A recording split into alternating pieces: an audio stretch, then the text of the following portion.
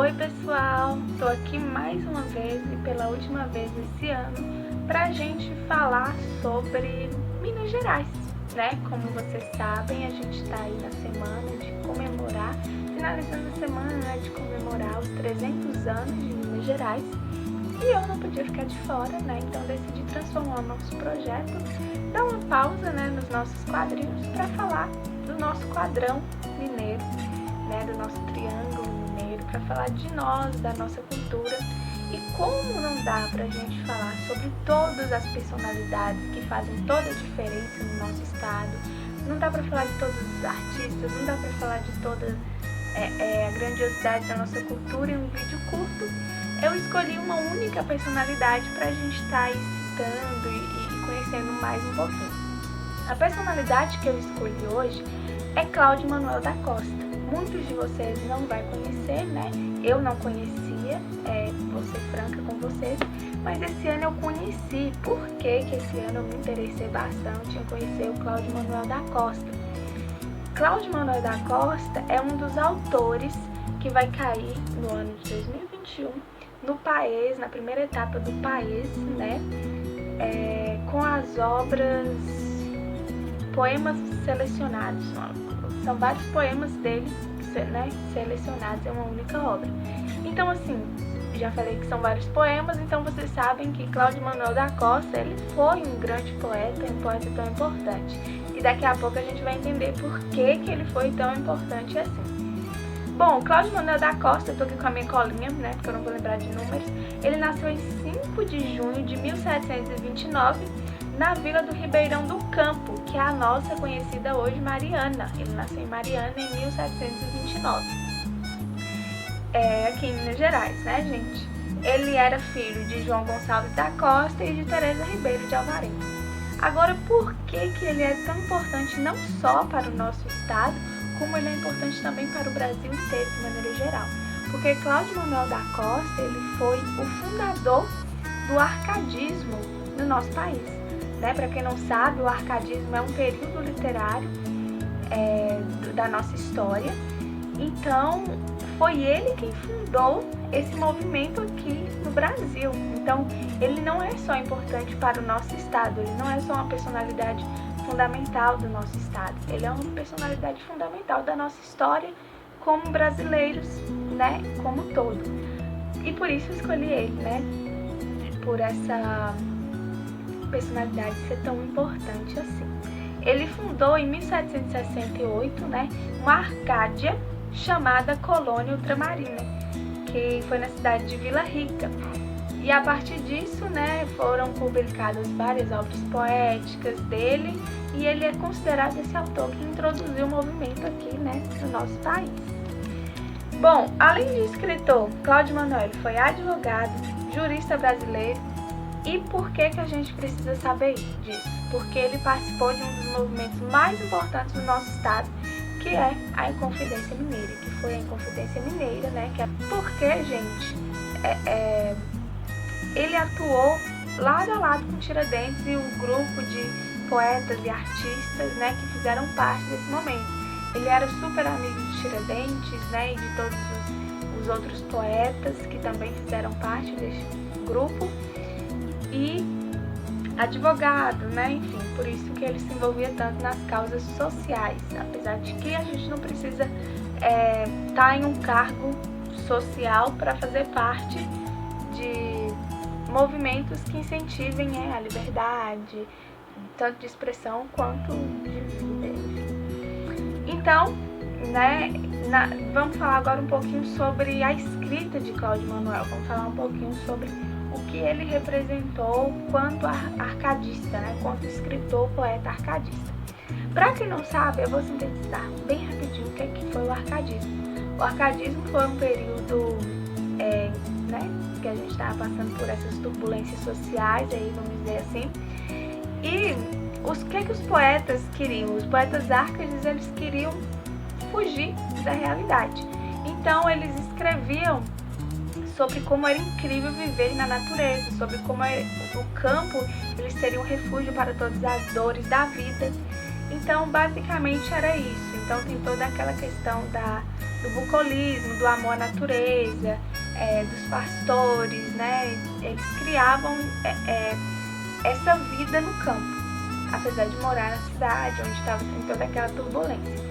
Então, como eles criavam essa vida no campo, eles criavam também os personagens que a gente chama de pseudônimos, que são falsos nomes poetas, né? Que eles criavam para escrever as suas poesias. Então, Cláudio Manuel da Costa, quando ele estava escrevendo, né, sobre a vida no campo, sobre como era incrível viver ali naquele campo, ele, na verdade, não era o Cláudio Manuel da Costa, ele era o Gloucester Saturnio, que era um pastor, né, que amava sua musa Nice. Então, eu acho isso muito bacana, porque eles criavam, de fato, os personagens para deixar claro, né, que o Cláudio Manuel, o poeta, a pessoa Cláudio Manuel, ele não vivia aquilo ali, mas era, na verdade, o Saturnio, que era apaixonado pela musa Nice. E aí ele escrevia poemas onde a Nice era seu refúgio, onde os dois no campo viveriam felizes para sempre, essa questão toda, com a sua simplicidade, eles não trocariam a simplicidade por toda a riqueza do mundo. Então tinha toda essa questão também, né, de apego ao simples. Eles não precisavam de riqueza para nada disso, para viver feliz.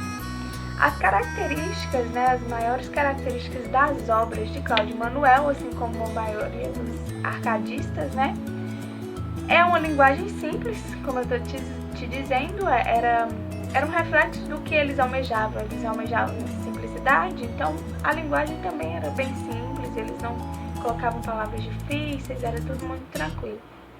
O lirismo, né, o poeta se colocava sempre à frente do texto, ele sempre deixava bem claro os seus sentimentos, as suas vontades, os seus desejos, os seus medos. Então, por isso, o lirismo é um ponto muito marcante também de suas poesias. O bucolismo, como eu falei, que é esse tema, né, da natureza campestre, estava sempre muito presente, era um ponto muito marcante em suas obras. Né, porque as obras existem até hoje. O pastoralismo, que é essa questão de ser um pastor que tinha suas ovelhas e vivia no campo, com a tranquilidade de guiar aquelas ovelhas. E o culto à natureza, que é justamente exaltar o que o Brasil tinha de mais belo, exaltar como a natureza trazia essa paz, como ela era mística, inclusive, né? Ela tinha essa associação com divindades, né? Porque o arcadismo, ele meio que volta ao classicismo, que é toda aquela questão de deuses gregos, romanos, enfim. Então, tem toda essa questão também da natureza como uma coisa mística, cheia de ninfas e deuses, enfim. E por isso a presença também das musas, né? Eu vou declamar um poeminha, vou procurar um curto, pra gente entender um pouco, né, da poesia de Cláudio Manuel e entender também um pouco para quem vai fazer o paes. Eu não sei quem vai fazer o paes, né, mas é muito importante a gente ler essas obras que o vestibular cobra, porque faz toda a diferença quando a gente vai fazer a prova, né? Então, se a gente sabe isso aqui, já é uma ajuda excelente para o que a gente não sabia. Então, eu vou ler para a gente finalizar esse nosso videozinho sobre Cláudio Manuel da Costa.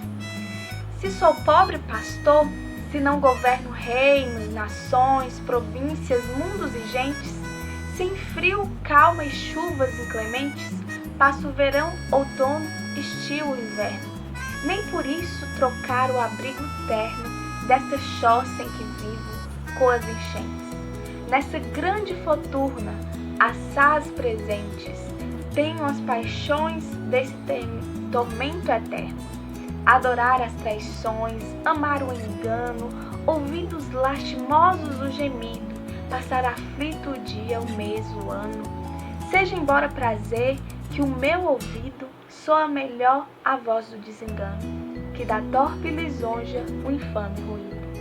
Então a gente pode perceber, né, com esse poema de Cláudio Manuel da Costa, que ele não trocaria nenhuma riqueza do mundo por sua velha choça, como ele mesmo chama, que ele vivia rodeado de enchentes, que quando chovia entrava água. Ele não trocaria a paz do campo, a simplicidade do campo, por todo o caos e por toda a riqueza da cidade.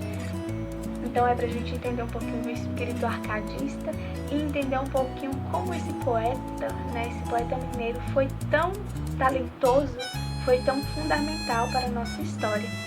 Espero que vocês tenham gostado, Esse vídeo é o último vídeo do nosso projeto, cada um no seu quadrinho, pelo menos por enquanto. Eu adoraria que vocês... Eu espero que vocês tenham gostado tanto quanto eu de se aventurar aí pelos quadrinhos, de conhecer um pouquinho mais sobre a história de Minas Gerais, de entender um pouco daquilo que a gente às vezes até passa desapercebido, a gente acha que sabe e depois vai descobrir diversas outras coisas. A gente percebe que em uma vertentezinha assim da língua portuguesa a gente descobre um universo inteiro de possibilidades, e por isso a língua portuguesa é uma paixão tão grande na minha vida e eu espero que seja na vida de vocês, porque assim, eu sinto que na escola, por toda essa obrigação de vestibular, por toda essa obrigação de fazer Enem, de não sei o que, a gente acaba perdendo um pouco a diversão em ter conhecimento, em aprender cada vez mais. Então a gente acaba sendo desmotivado, e acaba tornando o estudo uma coisa chata, achando que é uma coisa chata, porque a gente tem que cumprir regras, a gente tem que cumprir prazos.